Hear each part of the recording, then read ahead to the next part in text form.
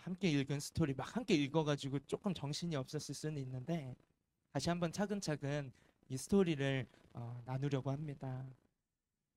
함께 읽은 이 성경의 말씀에 비추어 볼 때 우리의 인생은 마치 호수 위에 떠 있는 바다 위에 떠 있는 한 척의 배와 같다 싶어요. 잔잔한 호수를 지나가는 계절도 있습니다. 요즘 평안하신 분들 계신가요? 그런데 휘몰아치는 폭풍을 지나가는 계절도 만납니다. 그런데 바로 그때 폭풍 속에서 어떤 힘조차 쓸 수 없이 무력해 있는 그때가 바로 예수님을 만날 만한 때라고 오늘 이야기가 우리에게 말씀하고 있어요. 오늘 스토리는 예수님이 제자들을 위해서 예수님께서 기도하시는 장면에서 시작이 됩니다. 23절을 한번 띄워주세요. 23절을 보시면 예수님이 혼자 따로 산에 올라가세요. 제자들은 먼저 배를 태워 보내고 혼자 언덕 위에 올라가셔서 예수님이 기도하고 계세요. 무엇을 위해 기도하셨을까? 여러분은 어떨 때 기도하세요? 무엇을 위해 기도하시나요? 기도가 필요할 때는 무언가 도움이 필요할 때 또는 내 힘으로 잘 안 될 때, 이 중에 예수님은 아직 믿지 않으시는 분들도 계시겠지만 내 힘으로 잘 안 될 때 우리는 뭐 하나님, 부처님 뭐 이렇게 부르기도 하고 오 마이 갓, 지서스 주님의 이름을 부르기도 하고 막 뭔가 잘 안 되고 도움이 필요하고 어디로 가야 할지 모르고 그럴 때 우리는 도움을 얻기 위해 기도하죠. 그렇죠? 자, 그러면 예수님은요, 어떤 분이신가요? 예수님이 기도가 필요한 분이실까요? 아니요. 예수님은 하나님이세요. 예수님은 하나님의 아들이세요. 예수님은 뭐 앞일을 모르시는 게 아니라 다 알고 계세요. 우리는 하나님의 뜻이 어디야? 그러나 예수님은 아버지의 뜻을 다 알고 계세요. 아버지 계획도 알고 계세요. 아버지의 마음도 알고 계세요. 심지어 사람의 마음속까지 다 알고 계신다라고 예수님에 대해 성경은 소개하고 있습니다. 그렇다면 예수님 지금 기도하고 계신 이 장면, 예수님은 지금 자기 자신을 위해 기도하는 것이 아니라 다른 누군가를 위해 기도하고 계신다라는 것을 알 수 있어요. 예수님은 지금 누구를 위해서 기도하고 계신 것일까요? 그 누군가는 바로 예수님의 제자들이다라는 사실을 바로 이어지는 장면을 통해서 알 수 있습니다. 그렇게 카메라의 포커스는 언덕 위에 홀로 기도하고 계시던 예수님을 조명했다가 이제는 바다 위에서 출렁거리는 파도 위에 배 한 척 가운데 있는 제자들을 비추고 있어요. 24절을 보시면요. 절 따라서 띄워주세요. 24절을 보시면 휘몰아치는 파도 때문에 고통당하고 있는 제자들의 모습을 볼 수 있습니다. 이어지는 25절도 볼까요? 그때의 시간을 알려줘요. 우리가 쓰는 시간과는 계산법이 조금 다른 유대인들의 시간 계산법인데요. 그때가 밤 사경이었다 라고 말씀하세요. 4개의 섹션으로 나누고 4번째 섹션이었다라는 말인데요. 이 히브리 시간법 안에서 4번째에 이르는 그 밤은요. 가장 깊은 밤을 의미해요. 가장 깊은 밤. 그 칠흑같이 어두운 밤. 바로 그런 시간이었다라는 것을 말씀하고 있는 이유는 두 가지의 의미를 암시하고 있습니다. 첫 번째, 소망의 한 줄기의 빛조차 없는 깜깜한 절망의 상태였다라는 것을 알려주고 있어요. 뭐 어쩔 수 없잖아요. 폭풍을 만난 배 뒤집히면 죽는 거예요. 정말 소망이 없습니다. 그런데 또 하나의 의미가 있어요. 이 밤 사경이 의미하는 두 번째 의미는요. 이 가장 깊은 밤이 지나가면 내일의 태양이 떠오르듯이 보이지 않지만 다가올 소망을 암시하고 있는 의미가 바로 이 밤 사경이라는 단어입니다. 그들은 아무것도 할 수가 없습니다. 그럴 때 있잖아요. 내 힘으로 안 될 때. 내 힘으로 해도 안 돼서 무기력해 있을 때 있잖아요. 천해도 천해도 끝이 없이 밀려오는 인생의 숙제와 시험들의 굴레 속에 피로감이 너무 오랫동안 지속되다 보니 그냥 맨날 피곤해, 자도 피곤해, 먹어도 피곤해, 만성 피로가 되어질 때 우리 있잖아요.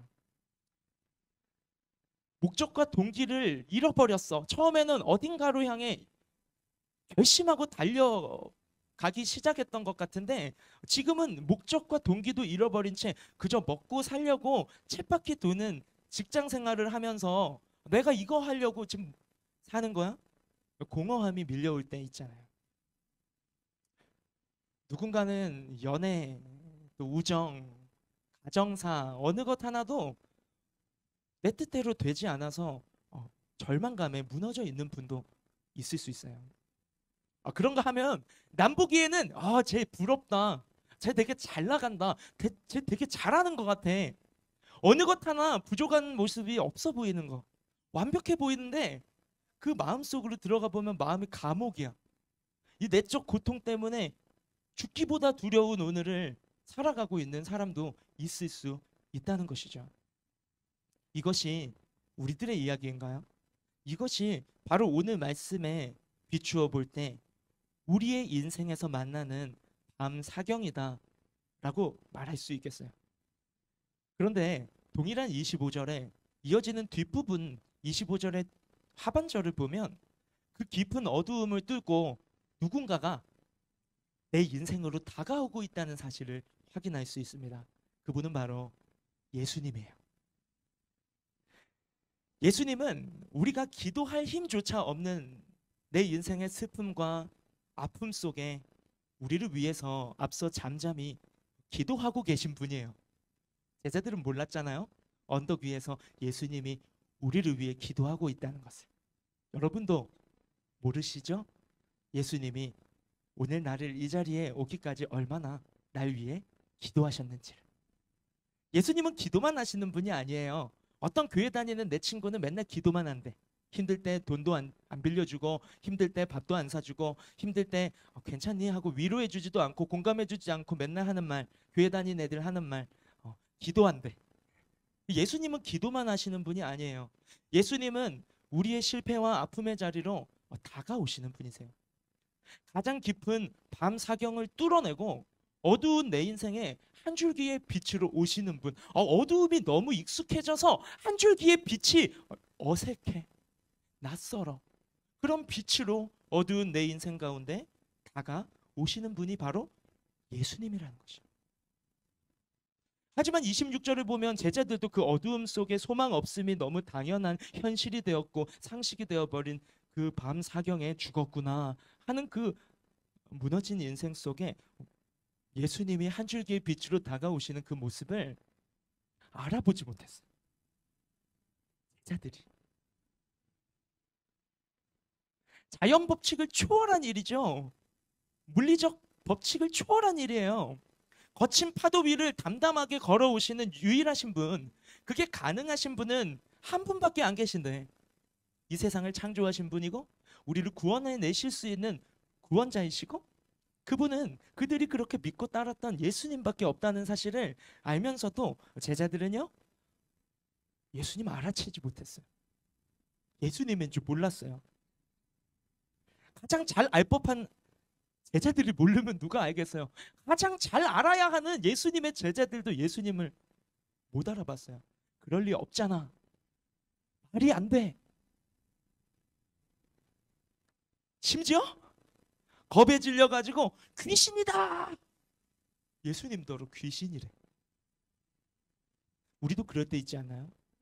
예수님이 적절한 거리를 두고 예수님이 적당한 거리에 계실 때 참 좋아요. 참 은혜로워요. 때로는 주님이 나를 도와주시는 것 같기도 하고 적절한 거리. 그런데 점점 주님이 내 인생의 센터로 다가오실 때 점점 예수님이 내 인생의 중심으로 한 걸음 한 걸음 더 가까이 나에게 다가오실 때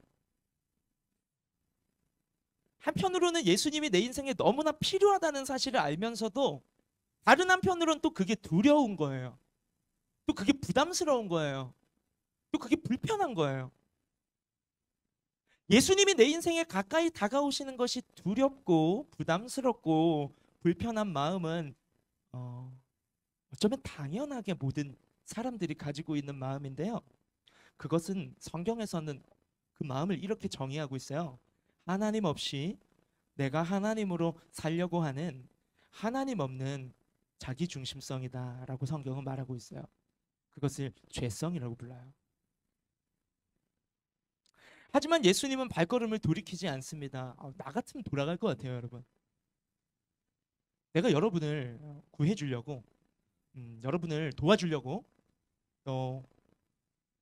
무언가 여러분을 위해서 내가 희생하고 수고하면서 다가가려고 하는데 만약에 나를 부담스러워하시고 나를 불편해하고 막 나를 오해하기도 하고 나더러 유령이라 그러질 않나? 나한테 뭘 이득을 취하려고 지금 가식적으로 다가오는 거 아니야? 이렇게 나를 의심하지를 않나? 막 그런 어떤 불편함들이 왜 안 보여? 다 보이잖아요. 보일 때 나 같으면 내가 예수님이었다면 나는 그래? 알아서 잘해봐. 그리고 돌아서 다른 은혜를 아는 사람한테 가서 도움을 주고 사랑을 베풀 것 같아요. 저는 목사지만 쪼잔한 인간이라서 그래요. 그런데 예수님은요 쪼잔하지 않아요. 저와는 다르신 분이세요. 27절에 보면 예수님의 발걸음이 멈추지 않아요. 줄까 했다가 에이 말까 하지 않아요. 27절을 보시면요 예수님 여전히 묵묵히 그 파도를 뚫고 한 발 한 발 제자들이 있는 그곳으로 우리에게로 가까이 오시면서 두려워하고 불안해하고 부담스러워하고 불편해하는 그 제자들을 향해 우리를 향해 예수님 이렇게 말씀하세요. 안심해도 돼. 무서워하지 마. 나야. 안심해도 돼. 무서워하지 마. 그때 아주 행동파였던 제자 중에 한 사람인 베드로가 도발을 합니다. 진짜 주님이시라면 나보고 물 위로 걸어오라고 한번 말해보세요. 베드로는 주님의 말에 능력이 있다는 걸 알고 있었거든요. 예수님 처음 만났을 때도 베드로 예수님 몰랐을 때도 예수님이 오른편에 그물 내려라 고기 잡힌다 밤새도록 고기 안 잡힌 베테랑 어부인데 근데 예수님 말씀대로 순종했을 때 고기 잡히는 기적 미러클 그것을 맛봤어요. 그러니까는 주님이시라고? 그러면 물 위로 걸어오라고 한번 말해보세요. 그 예수님 말씀하십니다. 와라. Come on. 베드로 그 말씀 믿고 발 내딛어요. 잔잔한 호수였으면 내딛는 척이라도 할 수 있겠지만 한 발 드는 순간 휘청이요. 파도 위에 서 있는 배 한 척이야. 그러나 발을 내딛습니다. 성큼성큼 예수님께로 걸어가요. 그렇습니다. 예수님의 말씀은요 천지를 창조하신 능력의 말씀입니다. 빛이 있으나 하시니 빛이 생겼대요. 빛과 어두움이 separate 나누어져라 하니까요 빛과 어두움이 나눠서 낮이 생기고 데이가 생기고 나이트 밤이 생겼대요. 창세기 1장에 말씀하시죠. 그 능력의 말씀이 몸을 입고 육신을 입고 이 땅에 오신 분이 바로 예수님이다 라고 또 창세기 1장을 연결지어서 제자 요한이 요한복음 1장에 예수님을 말씀이신 예수님을 소개하고 있어요. 그러니 예수님이 우리에게 말씀하실 때 예수님이 나에게 말씀하실 때 나도 베드로처럼 주님의 말씀을 믿고 한번 해볼까? 하고 말씀을 따라서 움직이면 반응, 리스판스 하면 베드로뿐만 아니라 내 인생 속에도 주님의 말씀은 불가능한 것을 가능하게 하시고 능히 하지 못할 일이 없을 줄로 믿습니다. 오라 하신 예수님의 말씀을 따라 파도 위를 담담히 걸어갔던 베드로의 믿음. 비록 그의 비범한 믿음, 그 믿음의 출발은 좋았지만 그 믿음은 오래가지 못했어요. 바람에 계속해서 일렁이는 파도를 보자 예수님을 바라보고 걸어가던 예수님 바라보는 시선을 놓쳐버리고 말았어요. 예수님을 바라보는 시선을 놓쳐버리자 내 눈앞에 펼쳐진 현실, 내 눈앞에 있는 이 파도에 또 눈이 가게 되고 그것을 보니 두려움이 밀려오고 겁이 나서 물속으로 빠져들어가고 말았어요. 우리의 인생도 똑같습니다. 예수님을 집중하여 바라볼 때에 우리 예수님 먼저 믿는 친구들도 똑같아요. 예수님 믿음 다 잘 되고 의심하지 않고 불안하지 않고 근심하지 않고 걱정하지 않고 믿음으로 거뜬히 이겨내며 살아갈 것 같아요. 여러분 초대하신 친구들의 삶이 그런가요? 제 모습은 그렇지 않아요. 저도 베드로랑 똑같아요. 믿음으로 가다가도 또 예수님 바라보는 시선을 놓치고 눈앞에 있는 이게 현실이지 하고 보다가 또 자빠지고 또 흔들리고 또 넘어져요. 그런데 중요한 것이 뭔지 아세요? 우리가 눈앞에 있는 현실을 바라보면서 주님을 놓치고 우리의 믿음이 흔들리고 넘어지는 그 연약함 자체가 중요한 게 아니에요. 사람의 마음속을 다 알고 계신 예수님께서는요, 우리의 연약함도 다 알고 계세요. 베드로가 물에 빠질 것도 알고 계셨고, 우리가 또다시 이 예배실을 나가서 마주하는 현실 앞에 두려워하고 무서워하고 흔들리고 넘어질 것 또한 예수님은 알고 계세요. 그런데 우리가 베드로를 통해서 배울 게 하나 있어요. 그것은 30절에 이렇게 나와 있어요. 주님, 나를 구원하소서. 주여, 나를 구원하소서. 이거 배워야 돼요. 베드로는 연약해서 넘어졌어요. 그러나 넘어질지언정 실패할지언정 다시 일어나서 예수님을 다른 번지수 찾아가는 것이 아니라 예수님이 나를 구하실 수 있는 세이비어 이시지 예수님을 구하고 찾고 두드리고 붙잡았어요. 주님, 나를 살려주세요. 우리에게 필요한 것은 여러분, 우리에게 필요한 것은 넘어지지 않는 완벽한 믿음이 아니에요. 우리에게 필요한 것은 흔들리지 않는 완벽한 믿음이 아니에요. 그런 믿음은 우리에게 없어요. 기대하지 마세요. 믿음 생활을 오래 했다고 완벽한 믿음이 되는 게 아니에요. 그러나 우리에게 필요한 것은 무엇일까요? 우리는 매일 흔들리고 넘어지는 게 정상이에요. 그러나 그렇기에 우리에게 필요한 것은 베드로의 이 외침이에요. 예수님 살려주세요. 예수님 도와주세요. 예수님 나와 함께 해주세요. 예수님 알려주세요. 예수님 모르겠어요. I don't know. 어디로 가야 할까요? 넘어진 삶 속에서 나의 아픔과 나의 상처 속에서 예수님의 이름을 부르는 것이에요. 성경에는 이렇게 약속하고 있어요. 누구든지 예수님의 이름을 부르는 자는 구원을 얻으리라 라고 약속하셨어요. 예수님은 베드로의 부르짖음을 못 본 척하지 않으셨어요. 31절은 예수님의 즉각적인 반응입니다. 예수님 무엇라고 반응하고 계신가요? 즉시 손을 내미세요. 기다렸다는 듯이. 잠시의 어떤 틈을 주지 않으시고 즉시라고 표현하고 있어요. 바로 손을 내밀어서 그를 붙잡으셨습니다. 그리고 믿음을 가져라고 격려하시고 도전하세요. 내가 있잖아. 믿음을 가져. 나를 의지해. 나를 붙잡아. 나를 바라봐. 이런 말씀이신 것이죠. 드디어 예수님이 배 위로 올라오셨습니다. 배 안으로 들어오셨어요. 예수님이 다가오기까지의 그 짧으면 짧고 길면 긴 시간. 예수님이 배 위에 내가 있는 이 인생 배 위에 들어오시고 함께 하시고 올라오시기까지의 그 예수님이 내게 다가오는 그 시간. 때로는 참 어색하고 부담스러웠습니다. 네. 주님이 아니라 마치 내 인생을 빼앗아 가려는 유령처럼 보이기도 했고, 주님이 들어오신다고 내 현실이 달라질까? 하는 질문도 있었고, 이 파도가 예수님이 온다고 그칠 수 있을까? 스톱할 수 있을까? 믿음의 실행은 없지만 믿음의 실행이 없는 불신의 염려만 가득했던 인생 가운데 예수님이 다가오시고 예수님이 들어오시자 어떤 일이 일어났습니까? 오늘 스토리의 결말은 이것입니다. 본문 32절이요. 엄청 짧은 32절 한 구절인데 따로따로 돼 있지 않아서 이 세 번째 구절입니다. 함께 한번 읽어볼까요? 32절만 시작. 배에 함께 오름에 바람이 그치는지라. 예수님이 그 인생 한가운데 들어오셨어요. 예수님이 그 인생 가운데 들어오시자 바람이 어떻게 되었다고요? 사라졌어요.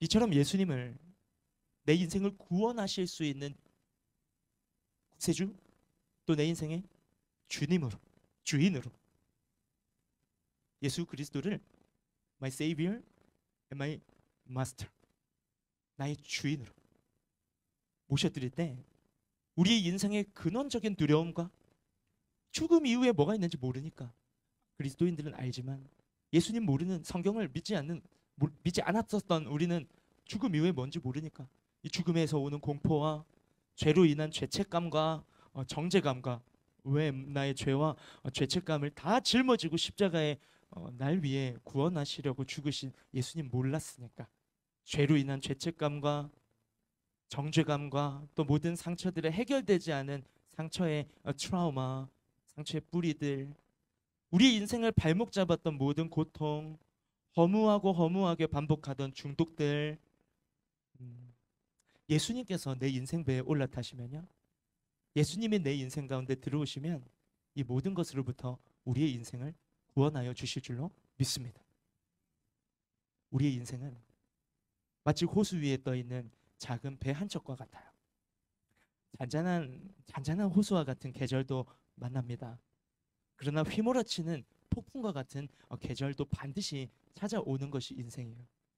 그러나 휘몰아치는 폭풍 앞에서 내 힘으로 어느 것조차 할 수 없는, 철저히 무력해져 있는 바로 그때, 바로 이때가 예수님을 만날 만한 때요, 구원의 날인 줄로 믿습니다.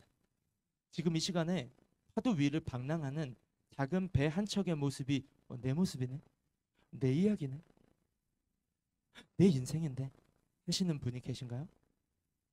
지금 나에게 다가오고 계신 예수님께 조금은 어색하고 조금은 불안하고 또 조금은 이 말씀과 함께 기대감이 느껴진다면, 그 복잡한 그것들을 가진 그대로 내가 그동안 책임질 수 없었던, 당연하지, 우리는 하나님이 아니니까, 내가 내 힘으로 해결할 수도 없었던 내 인생을 나를 창조하시고 나를 위해 죽기까지, 나를 구원하시기 위해 생명을 주시기까지 나를 사랑하고 계신 예수님께 한번 내 인생의 운전대를 맡겨보는 것은 어때요? 예수님을 내 인생 배로 모셔올 뿐만 아니라 어찌할 수 없는 풍랑 위에 배의 키를 잡고 있던 그 운전대를 주님께, 주님 운전해 주세요 하고 한번 맡겨드려 보는 건 어떨까요? 무너지고 쓰러져 가던 내 인생, 하나님 없이 나 홀로 하나님인 척하며 버텨보려 했던 지난 모든 수고하고 무거운 짐들 다 우리에게 다가오시고, 우리를 위해 기도하고 계시고, 우리에게 다가오시고 이제 우리를 컬링하시는 그 예수님께 한번 내어 맡겨보는 것은 어때요? 예수님이 올라탄 내 인생에, 예수님이 올라타신다면 내 인생에 바람이 잠잠하게 그칠 줄로 믿습니다. 아니요, 앞으로는 어떤 계절을 만날지라도 괜찮아요. 예수님이 내 인생을 운전하신다면, 내 인생의 주인이 예수님이시라면, 나와 주님이 함께 하신다면, 어디를 가든 주님이 여기 here and now within me, 여기 주님이 계시기에 어떤 파도가 와도 괜찮아요. 주님을 모신다면 어떤 파도라도 담담히 걸어내는 믿음의 인생이 될 줄로 믿습니다. 그 은혜에 우리 모두가 주인공이 되기를 예수님의 이름으로 축복합니다.